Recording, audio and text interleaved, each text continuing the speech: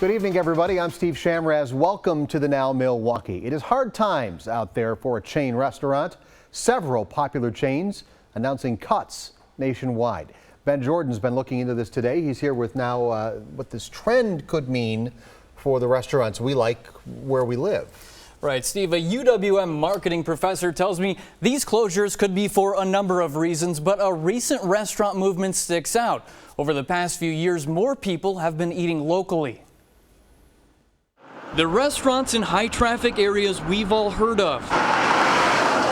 Carrabba's, Noodles & Company, and Outback, just to name a few of the chains planning to close dozens of underperforming locations nationwide this year. After a certain time, restaurant brands could become stale. While we don't know the impact to those chains in southeastern Wisconsin, UW professor Parush Papatla says he's not surprised by the cuts. So you know what to expect when you go, and that gets to be a little monotonous. Papatla tells me recent data shows a desire for fresh foods and convenience, something consumers find locally. I think the local trend is a big trend, and I think it's growing. He mentions one Milwaukee standout, Bel Air Cantina. I think that our industry is certainly calling for it. Bel Air manager Andrew Miller says this Mexican restaurant on water opened 7 years ago with one thing in mind. Fresh from the get-go.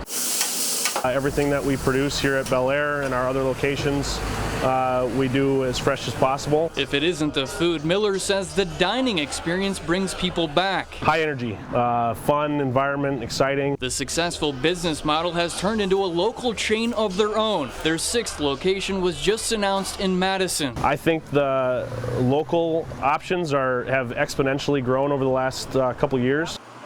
Back to the national change, Noodles & Company recently announced big cuts. They're planning to close more than 10% of their restaurants by this summer. Steve? You know what Bel Air has going on that nobody else does? Bacon tacos.